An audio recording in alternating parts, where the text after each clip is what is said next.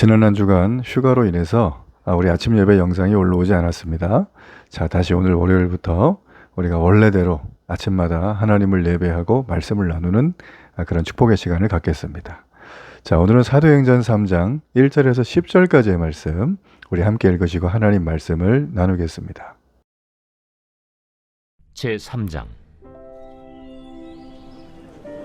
제9시 기도 시간에 베드로와 요한이 성전에 올라갈새 나면서 못 걷게 된 이를 사람들이 메고 오니 이는 성전에 들어가는 사람들에게 구걸하기 위하여 날마다 미문이라는 성전문에 두는 자라.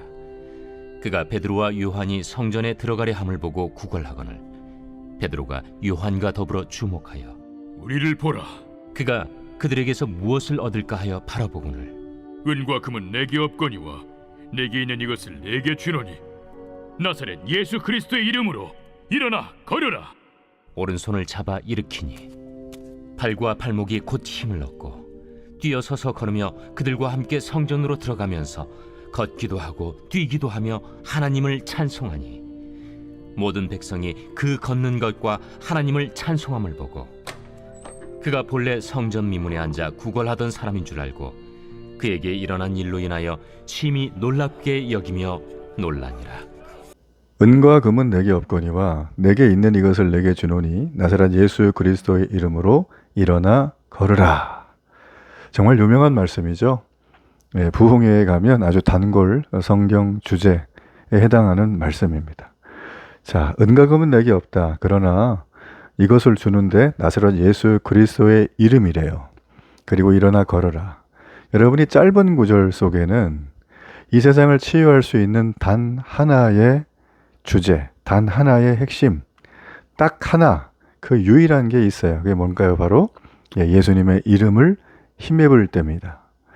예수님의 이름을 힘입는다. 여러분 여기에 대해서 참 막연함들이 있는데 오늘 본문의 말씀에는 치유의 기적을 보여주는 주제이기도 하지만 여러분 이 치유를 통해서 우리 주님은 궁극적으로 이 땅을 어떻게 하기를 원하시는가? 그리고 그 치유의 당사자, 또 치유를 베푸는 사람, 치유의 전체의 흐름을 이끌어 가시는 분. 자, 이런 내용들을 좀 살필 필요가 있어요. 자, 오늘 우리가 그런 내용을 가지고 좀 함께 들어가 보겠습니다. 오늘 베드로는 기도 시간에 맞춰서 성전으로 들어가려고 했습니다. 유대인들은 하루에 3번 기도를 해요. 오전 9시, 12시, 오후 3시입니다. 자, 오후 3시에 지금 시간에 맞춰서 베드로와 요한이 성전에 가서 기도하려고 막 갑니다. 아마 조금 있으면 저녁 번제가 이제 시작하는 그 전에 들어가서 기도할 마음을 가졌던 것 같아요. 자, 그런데 성전 미문을 지나가는데 날 때부터 앉아 있었던 앉은뱅이, 옛날에 이런 표현을 했죠. 그러니까 신체 부자유자 장애인이 앉아서 구걸을 하는 모습을 봅니다. 3절에 보면 이 구걸하던 자를 긍휼의 눈으로 주목해서 봅니다. 사실 이 사람은 아마 대략적으로 뒤에 보면은 약 한 40세 정도가 됐다라고 봅니다. 그러면 아마 10대 때부터 했겠죠? 거의 한 20년 이상, 30년 가까이 그 자리에 있었던 사람이에요. 다른 사람이 데리고 들어와서 그 자리에 앉아서 연명하기 위해서는 구걸을 해야 되는 거죠. 할 수 있는 게 아무것도 없지 않습니까? 그의 인생이 얼마나 고단하고 쓸쓸하고 고립돼 있었는가. 여러분 그것은 그가 지금 구걸하고 있는 이 장소, 이 자리에 대한 내용을 볼 때 우리가 확연히 알 수가 있습니다. 근데 베드로와 요한이 그날따라 그를 좀 주목해 봤어요. 왜 봤는가? 우리 주님의 눈으로 본 거죠. 주님의 눈은 세상을 회복하려고 하는 긍휼의 눈입니다. 긍휼의 눈. 이 긍휼이 썩어가는 세상을 고치는 유일한 희망이죠. 여기서 우리가 하나 약간 놀라운 부분이 있어요. 성전에 올라가는 사람들에게 수십 년 넘게 약간의 자선을 받아서 연명하던 그 사람이에요. 근데 그가 놓인 곳이 오늘 말씀에다 보면 정말 아이러니하게도 미문입니다. 이게 영어로 beautiful gate예요. 아름다운 문이죠. 아름다운 곳에 율법적으로는 있어서는 안 될 아주 부정한 흠 있는 자가 앉아 있어요. 자, 이것이야말로 패러독스입니다. 여러분 세상은 언제나 이런 패러독스와 모순으로 가득 차 있어요. 여러분, 세상은 예수님의 이름이 아니면 정상으로 되돌릴 방법이 없습니다. 누구를 뽑아야 한다. 어느 자리에 올라야 한다. 이걸 가져야 한다. 이 제도를 만들어야 한다. 우리 친구 사이에는 이런 게 필요하다. 좋아요, 다. 근데 그게 영원하지 않아요. 그러니 그걸 의지하면 안 됩니다. 우리의 의지의 대상은 긍휼의 눈을 주신 우리 주 예수 그리스도이시다라는 거예요. 자, 이렇게 정말 날 때부터 이 선천적인 장애를 가지고 구걸하지 않으면 살 수 없었던 그는 베드로와 요한을 봤어요. 근데 뭔가 이렇게 좀 희망의 마음이 생겼어요. 예. 그래서 그는 그 베드로를 향해서 늘 하던 대로 구걸을 합니다. 구걸을 해요. 자, 말씀드린 것처럼 이 세상에 있는 모든 인류의 문명사는 발전을 거듭해 왔어요. 굉장히 순기능도 많지만 역기능도 있습니다. 극한 기후를 달리고 있는 요즘을 보면 뭐 유럽의 파리가 40도가 넘고 일본도 40도가 넘는다 그러죠. 지금 한국도 뭐 연일 폭염인데 지금 뭐 밤마다 이렇게 잠을 못 잘 정도의 어려움을 당하고 있죠. 자, 이런 상황들은 지난 250년 동안 인간의 산업화 이후에 갑작스럽게 지구가 뜨거워졌기 때문에 왔다라는 게 일반적인 전문가들의 견해입니다. 예, 바다가 뜨거워지죠. 펄펄 끓고 있어요. 이로 인해서 수증기가 올라가고 비구름이 모이면서 자, 제트기류와 이 고기압이 만나면 말 그대로 태풍이 불고 토네이도가 오고 번개가 치는 거죠. 여러분, 그런 걸 바라면 많은 사람들은 이제 지구를 뜨겁게 하면 안 되겠다. 지구를 살려야겠다. 이런 얘기들을 많이 해요. 예. 그래서 뭐 제6의 6번째의 멸종이 오는 게 아니겠느냐. 뭐 이런 얘기들의 어떤 내용들도 많고 기사도 있고 책들도 뭐 무수히 쏟아져 나오고 있습니다. 자, 여러분 보십시오. 지구는 생긴 이래로 한 번도 사라진 적은 없어요. 그렇죠? 예, 뭐 우리 시대에 사라지겠냐 뭐 그런 생각도 하게 되는데 정말 중요한 게 뭐냐면 이 지구가 어째 보면 좀 역기능이 됐잖아요. 인간으로 인해서 83억밖에 안 되는 인간이 정말 지구를 정말 여러 가지로 어려움을 좀 만들고 있는데 이렇게 기울어져 있는 이 지구를 살릴 방법이 있을까요? 우리가 좀 신학적으로 풀자면 인류는 타락했죠. 돌이킬 방법이 없잖아요. 사람이 겉으로는 나이스해 보여도요. 법이 질서가 사라진 세상에서는 그냥 극도의 이기심이 판치일 뿐입니다.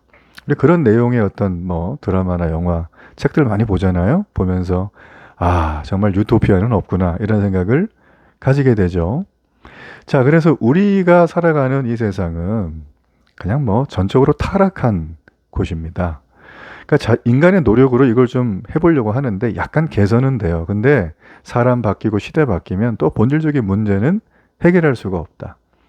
오늘 이 구걸하는 사람은 자신의 장애와 질병이 뭐 자신의 뜻이 아니었겠죠. 그렇지만 거기에서 그는 살 방법을 찾아요. 개선하려고 하죠. 그러나 본질적인 문제는 해결하지를 못하고 있는 거예요. 그의 모습은 사실 지금 우리의 모습입니다.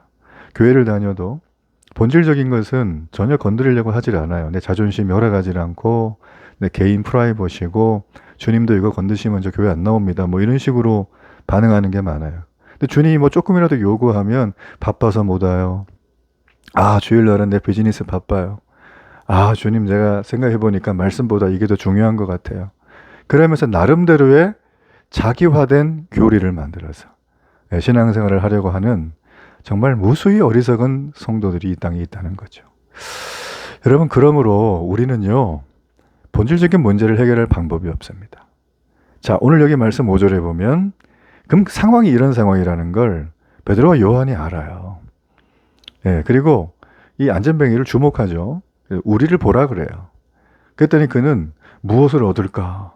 나한테 좀 돈을 더 줄래나? 먹을 걸 줄래나? 뭐 이런 거겠죠. 자, 여러분, 기적은 언제 일어날까요? 서로 딴 데 보던 눈빛이 하나로 모일 때 스파크가 팍 난다는 것입니다. 마음이 하나로 가는 거죠. 자, 지금 그들은 목적이 달랐어요. 그러나 기적이 일어날 준비가 됐어요. 여러분, 이게 중요해요. 우리가 자격 없지만 하나님께 나갈 때 하나님은 우리의 자격 없음을 꾸짖지 않고 우리를 쳐내지 않고 끝까지 받아주십니다. 이게 중요해요. 여러분, 그래서 제자들이 그에게 세상에 줄 수 없는 걸 준대요. 이 사람이 원하는 건 돈이고 음식이고 병고침이겠죠? 근데 제자들이 하는 얘기는 야, 그런 물질적인 게 아니야. 물질보다 더 큰 존재를 줄게. 6절에 나오죠? 바로 나사렛 예수 그리스도의 이름이에요.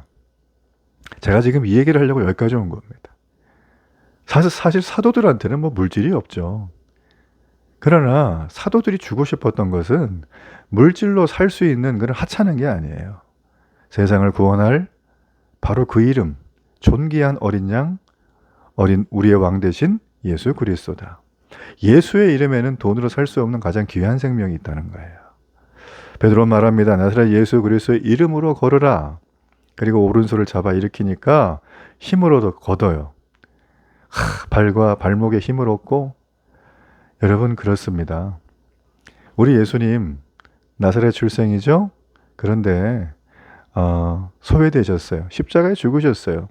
사람들은 예수님 바라보고 저주의 상징인 십자가에 죽었으니 저게 무슨 메시아야 그러면서 손가락질을 했습니다. 그러나 저주받은 자로 여겼던 예수님, 율법의 저주에서 우리를 속량하십니다. 그분의 이름이 우리를 일으키는 거예요. 또 하나 아이러니한 건 여러분 보세요. 곧바로 서서 걸으며 성전에 들어가죠? 뛰면서. 자, 지금 이 몸에 장애가 있었던 이 사람은 부정한 자입니다. 율법으로 보면. 성전에 들어가면 뭔데요? 그의 장애는 율법적으로 부정한 거예요. 근데 예수님의 이름으로 그의 부정을 씻어주셨다는 얘기잖아요. 들어갈 수 있다는 거. 그래서 주님은 우리에게 육적인 어떤 치유, 우리의 어떤 물질의 문제, 우리의 어떤 내면의 문제에만 여러분 국한되지 않고요. 우리를 올가매고 있는 문화, 인법, 관습, 종교, 율법, 각종 사회적인 선입견들을 오늘 어떻게 합니까? 깨끗하게 씻어 주시는 거예요. 자, 그러면 그게 왜 그렇게 씻어 주실 수 있나요? 왜냐하면 십자가의 저주를 우리 대신에 받으셨기 때문이에요. 바로 그 이름이 복음 대신 예수 그리스도입니다. 여러분, 그분의 이름은 생명입니다. 예수 안에 있는 자들은 걷고 뛰고 찬미하고 하나님의 성전에 마음대로 들어갈 수가 있어요. 그러나 예수 이름 밖에 있는 자들은 아무리 세상에서 좋은 걸로 준비를 하고 대비를 해도 그들의 삶에는 영원한 자유가 없다. 오늘 이 안전뱅이를 고치는, 날 때부터 못 걷게 된 이를 고치는 이 사건을 통해서 우리가 주목해야 될 건 바로 예수 그리스도의 이름을 주는 사도들의 긍휼의 마음입니다. 오늘도 우리가 이 마음 품고 이 하루 온전히 걸어가며 이 세상에 주님을 드러내는 복된 하루가 되기를 바랍니다. 결단의 기도를 드립니다. 살아계신 주님, 예수 그리스도의 그 이름, 이 권세, 이 권능 오늘도 유감없이 선포하고 보여주는 하루가 되게 하소서. 예수님 이름으로 기도합니다. 아멘.